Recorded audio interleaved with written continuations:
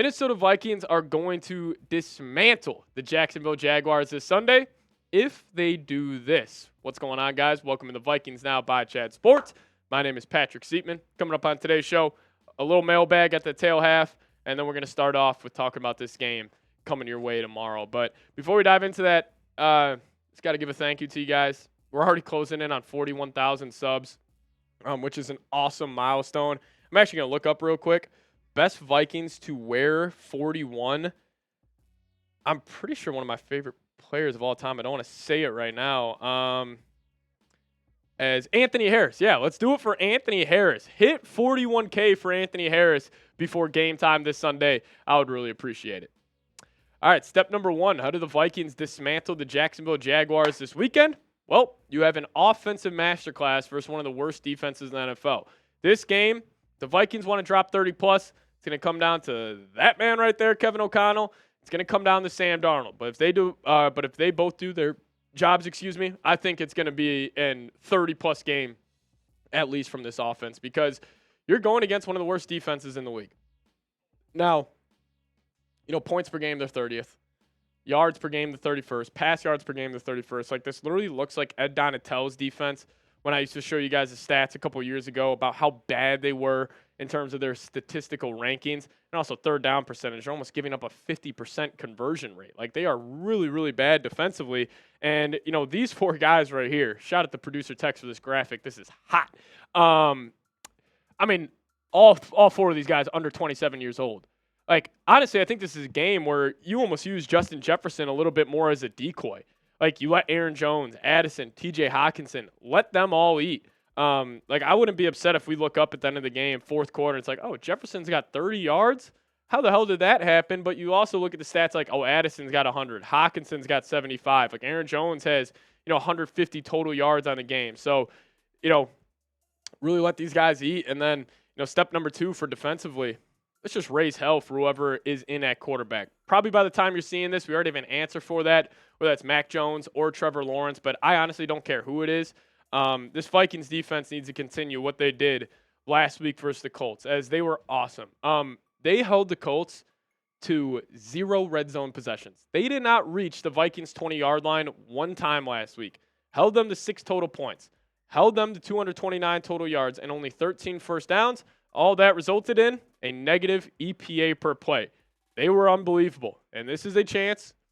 Doug Peterson's going to be aggressive because they're 2-7. He has nothing to lose. He's about to get fired anyway, so expect a lot of trick plays this weekend. But, you got to look at a couple guys here, and I'm going to look at Jonathan Grenard. Even though the 2 sacks came, at the very end of the Colts game, he was flying all around the field. He looked awesome. I talk about the Vikings not having a blue chipper defensively. I think I might need to walk that take back because this guy right here is a blue chipper. Like, he is truly that good. Pretty sure he's number 1 in pressures in the NFL right now.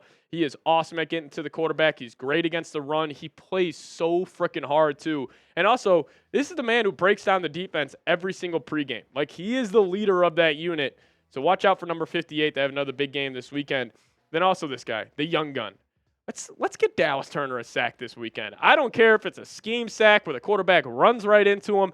I just want Turner to get home because he is a truly special talent, and I think he's one of those guys where it's like if he gets home to the quarterback a couple times and he has 2 sacks, like I feel like that confidence he would have because, just playing basketball growing up, like even though if I didn't have like a monster game in my opinion, if I went back and I looked at the stat sheet and I was like, oh, I had, 15 points, 7 boards, 7 assists, but I didn't feel like I played well.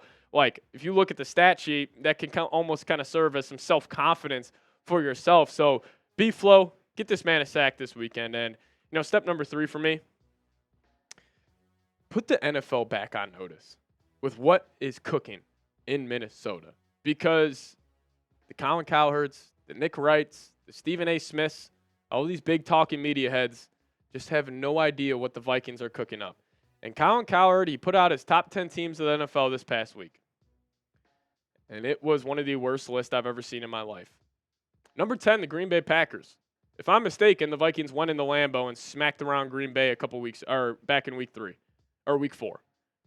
They beat the Niners in week 3. They have a way better resume than the Chargers, Steelers, and Eagles. And still, They get disrespected. So I ask you guys this question. Fill in the blank for me. The Vikings are the blank best team in the NFL. You guys let me know your thoughts down below. I think they're the 5th best team. And you just naturally got to put the Lions, and then you got the 3 AFC teams and the Bills, Ravens, and Chiefs. But I think the Vikings are the 2nd best team in the NFC. But still, people just still don't believe in them. So you guys let me know. Vikings are the blank best team in the NFL. Coming up next, we got our mailbag where I answer your guys' questions. This is my favorite part of the week. See what you guys have to offer just around the corner. But before we do so, got to tell you guys about today's presenting sponsor. That is Game Time. If you guys download the Game Time app today, use promo code ChatSports. You guys will get $20 off your first purchase. Terms apply. Create an account. Redeem code ChatSports for $20 off. Download Game Time today, and you guys will get some sweet deals on whatever ticket it is to whatever event you may be going to. And they have a new feature called Game Time Picks that makes getting tickets to see your favorite teams play live even easier.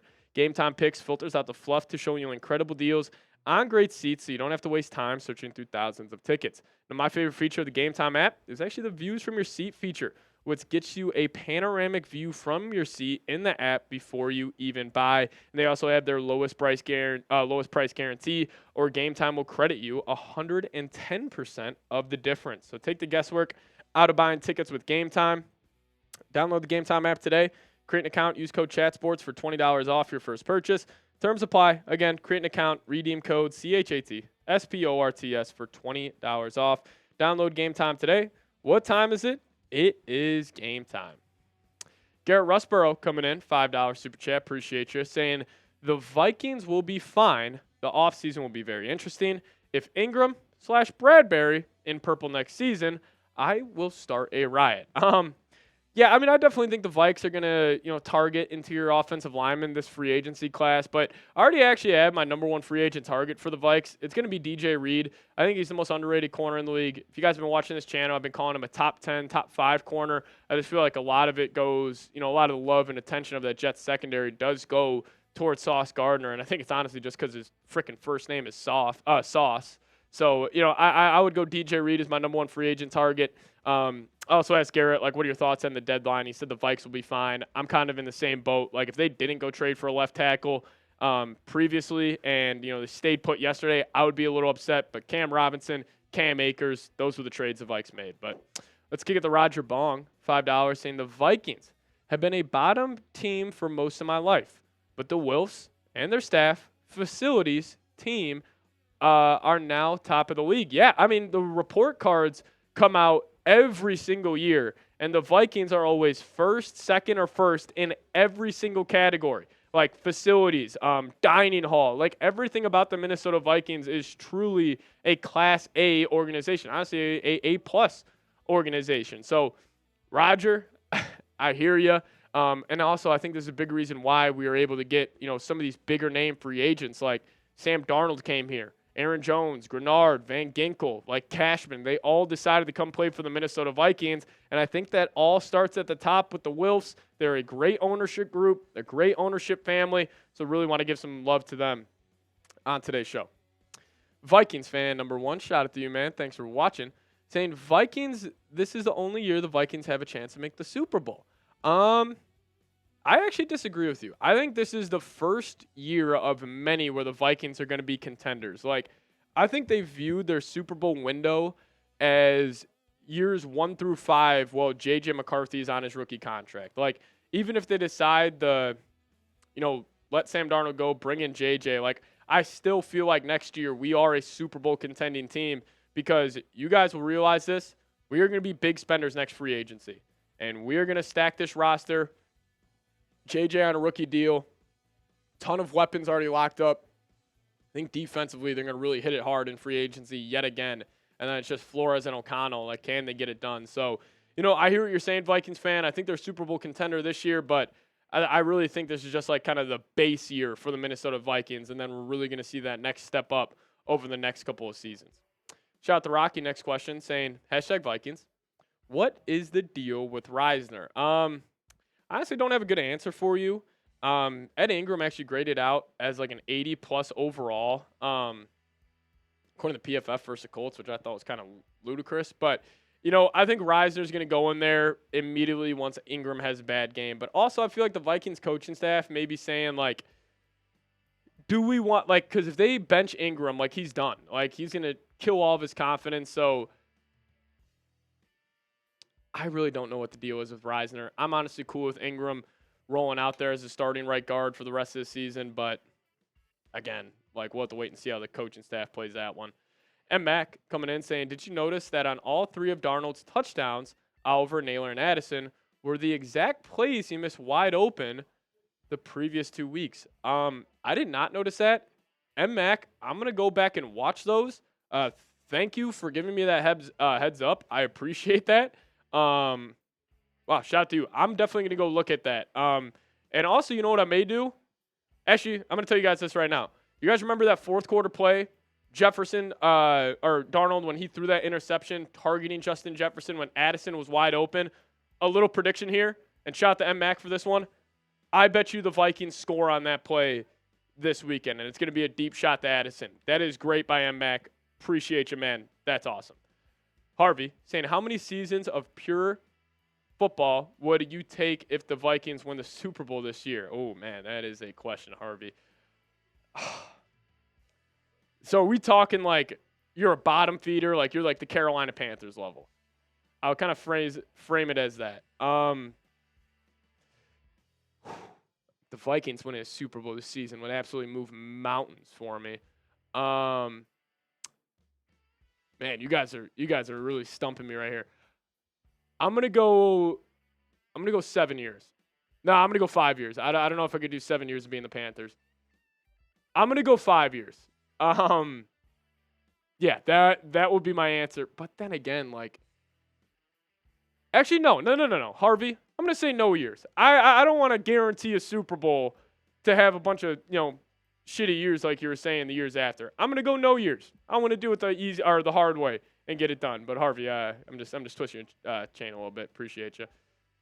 And Mac saying O'Connell needs to find a way to get Robinson a touchdown versus the Jags. That would be awesome. The only thing is like, I guess you could put 6 offensive linemen in there and then, you would just have to call out number 74 as eligible. I bet you O'Connell, he's got something in store though. I don't know if it's a touchdown. Maybe, do you guys remember the Ben Johnson play where he kind of threw the throwback to Penei Sewell? I got 2 plays this weekend to keep your eyes out for. The Addison touchdown on the interception that Darnold threw to Jefferson, and then watch out for the pitchback pass to Cam Robinson. Those are the 2 plays I think O'Connell's going to go to this weekend versus the Jags. But we do have a first-time super chatter, Andy Carr. Appreciate you, man. First-timer, shout out to you. Saying, I think we should start passing the ball to Ed Ingram and handing the ball to our backup center on the 1-yard line when we start to pull away. Start passing the ball to Ingram, handing the ball off to our backup center. So you kind of want the Vikes to kind of play some FU football against the Jags. Andy, I don't hate the idea. I'm going to stick to my bold prediction, though. An offensive lineman for the Vikings scores a touchdown this weekend. Hopefully it's Cam Robinson. Andy, that's hilarious. Appreciate you, man. Appreciate you. But you guys let me know who you got this weekend. Vikes take on the Jags. Give me a V for the Vikes. Or give me a J for the Jacksonville Jaguars. And if you guys do want to give me a follow on Twitter, there it is, @PatSeeps. Give me a follow over there. I'll give you guys a follow right back. But appreciate you guys for watching today's show. See you next time. Skol Vikes.